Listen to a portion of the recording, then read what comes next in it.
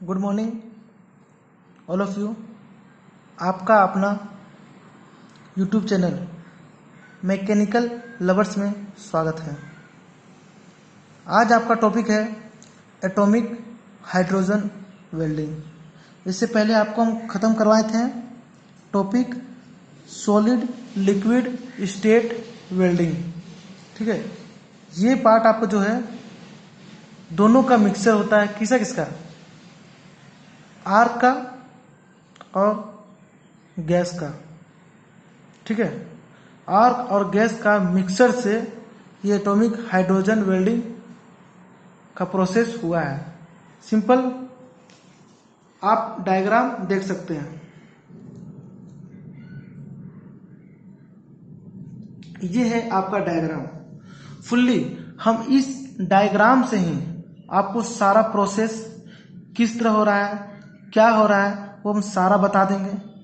बाद में इसका रिटर्न नोट्स एक बार रीड करके समझा देंगे।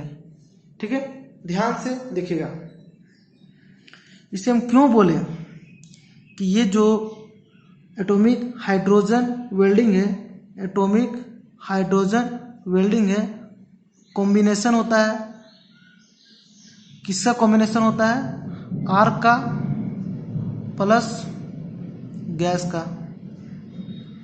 केमिकल। ठीक है, देखिए ये एक सिलेंडर है जिसमें क्या भरा हुआ है? हाइड्रोजन गैस भरा हुआ है। इस बार हम लोग दो वेल्डिंग टॉर्च यूज कर रहे हैं। जैसे ऑक्सीजन एसिटिलीन के कंपैरिजन में वहाँ हम लोग एक यूज करते थे, लेकिन इसमें हम क्या यूज करेंगे? दो वेल्डिंग टॉर्च यूज करेंगे। ये हो गया एक वेल्डिंग टॉर्च, एक वेल्डिंग टॉर्च ये हो गया। ठीक है, ये क्या हमारा इलेक्ट्रोड है। ये इलेक्ट्रोड क्या चीज का है? टंगस्टन इलेक्ट्रोड है, जो हम यूज करते थे सेम ऑक्सीजन एसिटिलीन के गैस में कंपैरिजन में। अब इसमें क्या करते हैं? देखिए ये जो टंगस्टन इलेक्ट्रोड है किससे कनेक्ट है? एक पावर सप्लाई से कनेक्ट है दोनों। ठीक है, एक पॉजिटिव एक नेगेटिव। जब करंट पास होगा तो क्या होगा? हीट जनरेट होगा, हीट बढ़ेगा, तो इलेक्ट्रोड क्या होगा? हीटअप होगा, दोनों हीटअप होगा। तो एक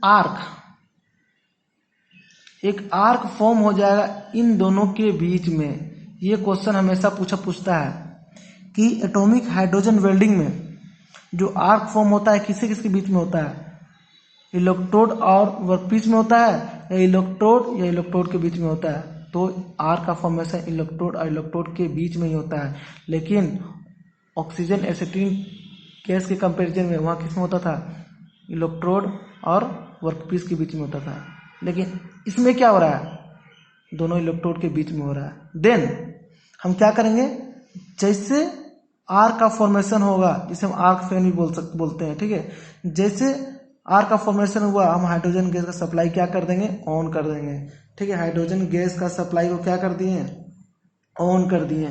तो जैसे यहाँ से हाइड्रोजन आया, इस पाइप से हाइड्रोजन आया, ठीक है, यहाँ से भी हाइड्रोजन आया, तो कहाँ से गुजरेगा? ये गुजरेगा आर्क फैन से। और आर्क फैन क्या है?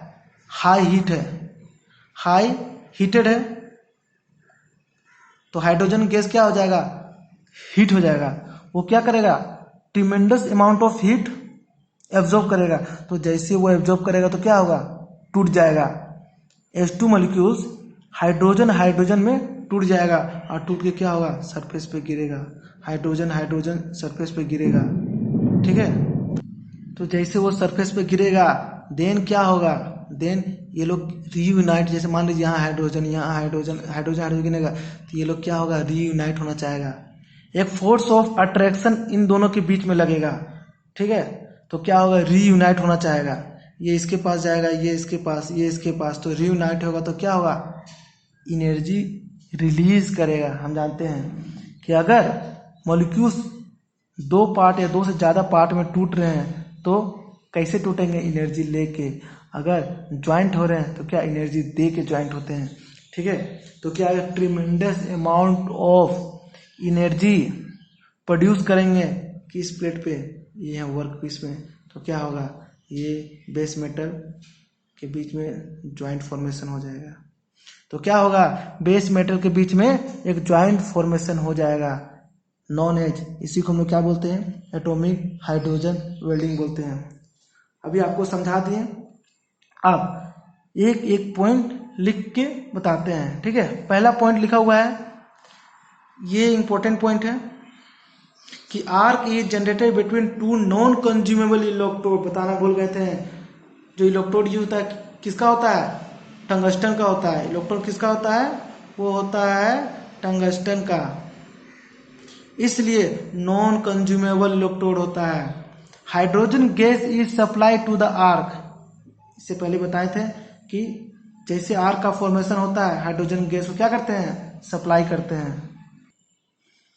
When hydrogen gas comes in contact with a high temperature of arc, then H2 molecules, ये क्या है, molecules, H2 molecules हीट को एब्जॉर्ब करके हाइड्रोजन प्लस हाइड्रोजन में टूट जाएगा, ठीक है। जिसे बोलते हैं डिसोसिएशन ऑफ हाइड्रोजन मोलिक्यूल्स, मतलब अलग हो जाना। हीट जैसे आर्क के पास जैसे गया तो क्या हुआ, आर्क हाई हीटेड था, हीट को एब्जॉर्ब करके हाइड्रोजन एटम में वो क्या हो गया, टूट गया, ठीक है। When hydrogen atoms comes in contact with a workpiece and their temperature decrease, due to which they are combined together and release very high amount of energy, hydrogen plus hydrogen का रिएक्शन हुआ और H2 plus delta H high amount of energy क्या किया, release किया, ठीक है। क्या किया, रिलीज किया। इससे पहले ही आपको बताए थे, जब हाइड्रोजन में टूट जाएगा तो क्या, जब वर्कपीस पे गिरेगा, वर्कपीस पे गिरने के बाद क्या होगा, वो कूल्ड होगा, वो ठंडा होगा, ठंडा होने के बाद रीयूनाइट होना चाहेगा। जैसे रीयूनाइट होना चाहेगा तो tremendous amount of energy release करेगा, ठीक है। ये बोलता है high heat will be generated which melt the workpiece and joint can be form. जाहिर से भाई high amount of heat energy workpiece से पड़ेगा तो क्या होगा, ज्वाइंट फॉर्मेशन हो जाएगा। फिर लिखता है hydrogen gas providing shielding from atmospheric contamination of gas. ये भी एक अच्छा पॉइंट है, याद रखिएगा। हाइड्रोजन गैस ही क्या प्रोवाइड करता है, शील्डिंग इफेक्ट। लेकिन एक बात याद रखिएगा, ये जो शील्डिंग इफेक्ट है वो क्या है, सेकेंडरी है, सेकेंडरी है। तो प्राइमरी क्या है, प्राइमरी हाइड्रोजन गैस का प्राइमरी क्या है, प्राइमरी है हीट प्रोवाइड करना, हीट प्रोवाइड। हाइड्रोजन गैस का प्राइमरी काम है हीट प्रोवाइड करना, सेकेंडरी काम है शील्डिंग प्रोवाइड करना, ठीक है। जैसे ये पॉइंट बहुत इंपॉर्टेंट है, इसलिए हम लिख दिए in atomic hydrogen welding hydrogen gas act as a heating agent. किसके साथ बिहेव करता है, एक हीटिंग एजेंट के साथ बिहेव करता है। उसका सेकेंडरी फंक्शन होता है प्रोवाइडिंग शील्डिंग, तो शील्डिंग प्रोवाइड करना उसका क्या है, सेकेंडरी फंक्शन है। Now next, it is a combination of arc and gas welding non as a special gas welding. जैसे आपको बताए थे किसका कॉम्बिनेशन है, आर्क का और गैस वेल्डिंग का कंपैरिजन है, ठीक है, कॉम्बिनेशन है, इसलिए इसको हम क्या बोलते हैं, एक स्पेशल गैस वेल्डिंग बोलते हैं। तो याद रखिएगा, अगर स्पेशल गैस वेल्डिंग ही पूछ दिया तो क्या होगा, वो होगा एटॉमिक हाइड्रोजन वेल्डिंग होगा। ये बात आप याद रखिएगा। First when hydrogen gas stick on arc fan, ठीक है, जैसे फिर से बता रहे हैं आपको, फर्स्ट टाइम जब हाइड्रोजन गैस स्टिक करेगा किस पे, आर्क फैन पे तो क्या होगा, एंडोथर्मिक रिएक्शन होगा, हीट ऑब्जर्व करेगा, देन हीट रिलीज, तो उस टाइम क्या होगा, एक्सोथर्मिक प्रोसेस होगा।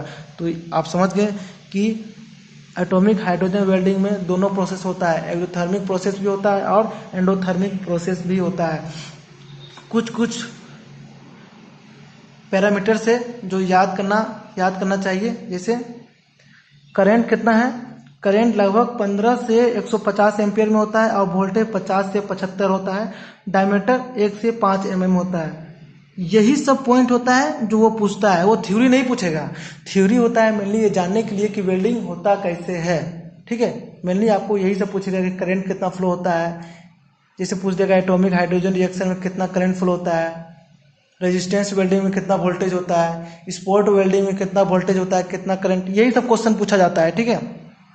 Joining of highly reactive metal aluminium and magnesium and also for stainless steel, ये भी इंपॉर्टेंट है। ठीक है, किसके लिए ज्वाइनिंग किया जाता है? Highly reactive metal aluminium and magnesium और also for the stainless steel. ठीक है, इतना तो आप समझ गए। ठीक है, खत्म होता है आपका। Thank you.